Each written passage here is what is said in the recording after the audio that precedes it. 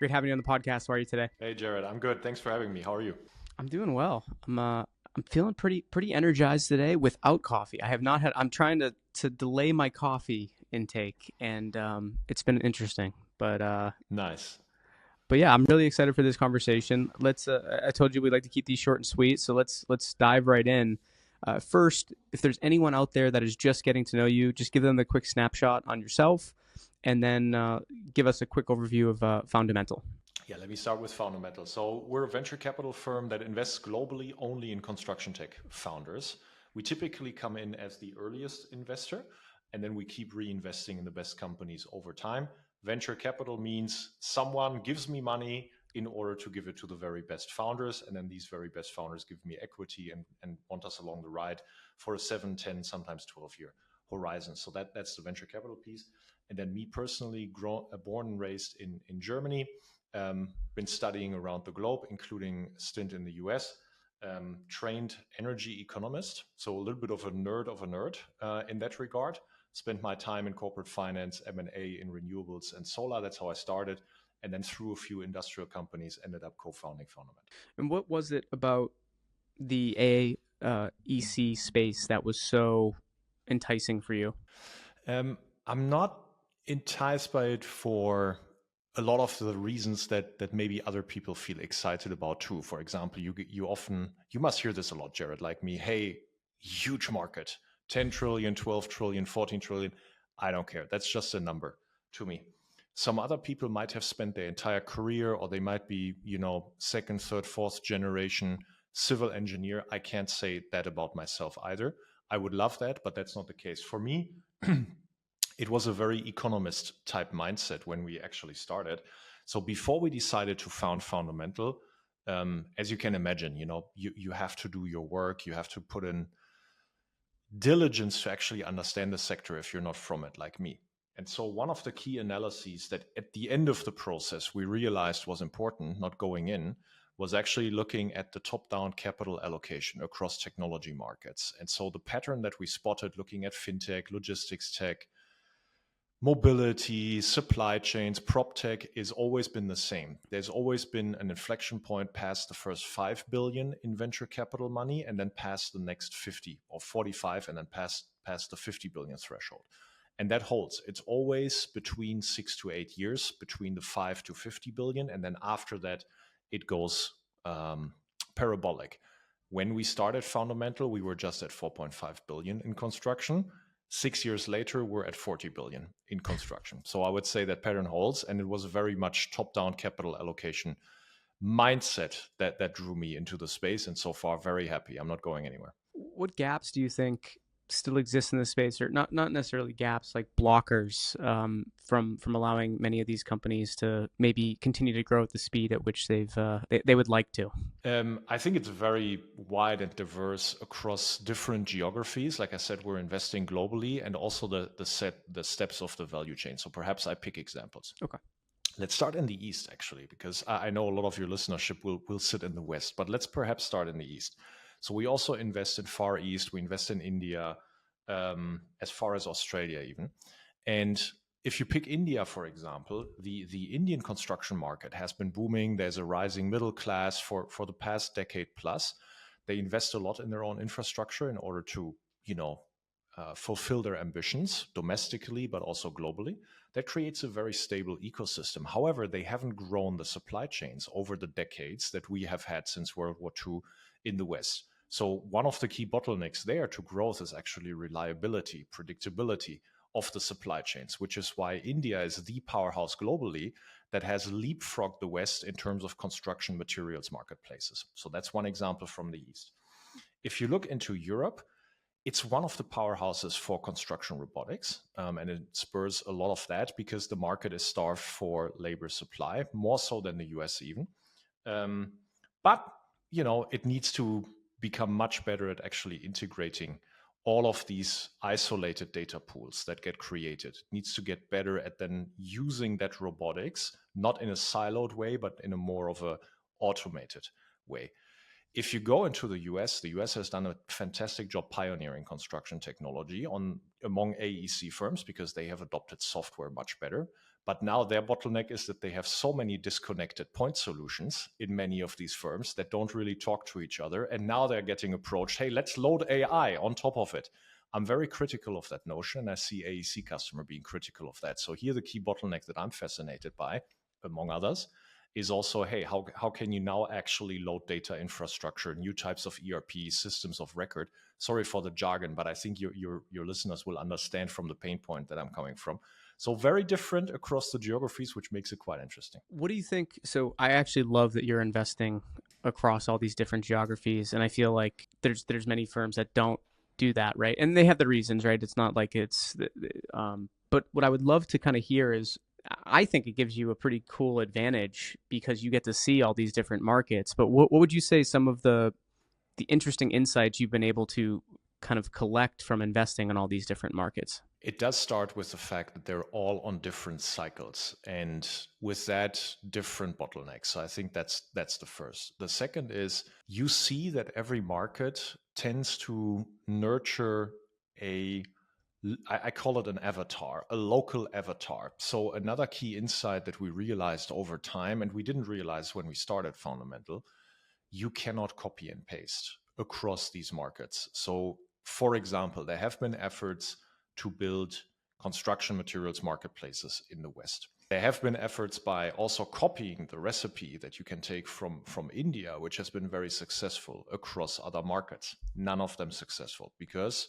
the supply side, the manufacturing footprint is very different. So that to me, and there are other reasons, but that to me is another key insight is, hey, actually you need to understand the local market dynamics and then craft an avatar that takes those local ingredients, which means, by the way, if you just look, by you, I mean, as an investor, as a customer, as a founder, if you just look at the propaganda of fundraising announcements, 100 million here, 200 million there, your mind can very quickly, as a customer, investor, or founder, race to, I should jump into that. Maybe in my geography, I need exactly that. No, you don't. You need something that fits to your local geography. And so that's a mindset that only by truly looking at global exposure of construction tech over time, I think you're truly appreciating that local avatars are required, which then maybe in 10 or 20 years, we have converged and maybe we have also consolidated at that point. What continues to drive you every single day into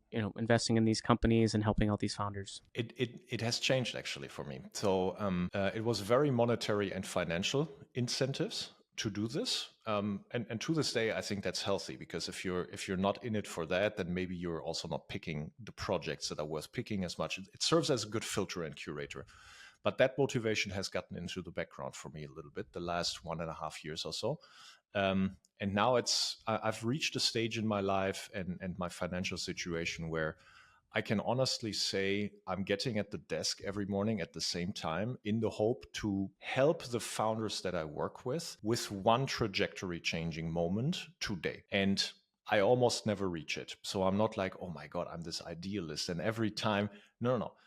I realize that over the 10 plus years that I get to spend with founders in an ideal situation, there will only be 2 or 3 trajectory changing moments that I can ever give them. But I have to show up to actually catch that moment and give that to them. So that's one. And two, they give a lot back to you too. When you can be close to them, in the end, 10 years, 20 years down the line, you have had a front row seat to maybe that one company that truly is the next Procore or the next generational company in construction tech. It's like showing up to 10 million tennis matches, sitting in the front row, not knowing which tennis match in 20 years will be talked about. But by showing up to the 20 million tennis matches, you can in the end say, hey, I was part of that one match that was truly generational. That's driving me. It's so difficult to find that, though, isn't it? Very. Like the next Procore. I know there's probably a more deep answer to it, but like just kind of simply put, why is it so hard continuously to find? And this is in any space, right? To find those like just incredible companies. Why is it so hard to find the next? Because innovation isn't linear, right? And I mean, just look at how the world is changing around us. A lot of that is uncontrollable to any and all of us. But even within the kind of framework that is controllable, our customers and the organizations we get to build, etc., even within that, the compounding effects of our decisions are not linear. And so because they are not linear, it's impossible at some point to predict beyond a certain window. Everybody in business has experienced this and knows this. The more assumptions you now load into your business, and a startup is full of assumptions, the less linear it becomes, the less predictable it becomes. And so that to me is a very economist type reason of why you cannot truly predict or reverse engineer what the next Procore in 10 years from now would have to look. What you have to invest in that's my investment taste, is options to compound. And so that's something that I'm looking for in construction tech more than, for example, 7 or 10 years ago I did. What areas in construction tech are you particularly bullish on today, if you had to name a few? Robotics, especially on-site robotics. I'm more of an on-site robotics evangelist than an off-site automation. We can get into that, but that's that. Pre-construction efficiency, especially insertion points I like there are estimation. So that's that. New ERPs, new systems of record, new data infrastructure, ERP migration, and process mining. So this is like a third cluster that I'm particularly bullish about. Authoring tools, we have placed a good amount of bets. So for architects, engineers, 3D, 2D authoring is a space we've been very excited about and continue to be. The list does go on, but it also ends fairly quickly. But these are a few examples. I want to go back to the first one a little bit. You said in particular you were more a fan of on-site robotics than off-site robotics. Can you explain that? Yeah, so for me, it's informed by two separate directions. One is from the market side, and the other one is more from the founder side that I have a taste for. Let me start with the market side. So overall, the offsite thesis that the industry has had, call it prefab, call it, whatever, volumetric, modular, I mean, all these kinds of, they describe all slightly different things, but in the end, they mean the same thing. That is, hey, let's standardize and automate offsite. Well, that comes with one premise that I just don't share. And that premise is that you standardize the demand. Because if you do not standardize the demand about what a house should look like or contain, you can not really standardize the supply side on a higher order. The supply in construction is standardized, contrary to what people will tell you. They're called 2x4s. They're called rebar. They're called concrete. The construction supply has standardized just on a relatively granular level. And so what offsite does is it tries to standardize the supply on a higher order, but that can only be done after you have shaped the demand. So that's something I fundamentally don't believe in the Western markets, and also increasingly so in the Eastern markets for volume applications. I'm not saying there are not segments or niches. Think, for example, defense applications for certain constructions or buildings, or think social housing. There are segments, but if you then overall look at 100% of the construction demand, I just do not think that standard of demand can be shaped in most of the markets to a huge percentage of construction, which means that the ability to actually implement more custom construction with the standard of supply that we have created today needs to be implemented on site. So that for me is one of the reasons why, from a market side, I'm more interested currently in that. And from a founder side, if you implement offsite or if you pursue offsite robotics, the mindset is very easy to be one of full automation, end-to-end automation. And then all of a sudden you're in an automation founder type of mindset. I have a tendency and a taste for founders that go after robotics that have zero automation background, that have zero robotics background, but that actually have a software background. And there are reasons for that, but they are more likely to actually pursue on-site robotics than off-site. I like that approach too. I feel like it gets you in front of some different entrepreneurs that are going to tackle the problem completely different, right? Yeah, if you take, for example, a founder from my portfolio, Salar from Monumental, this is a company that implements walls on site.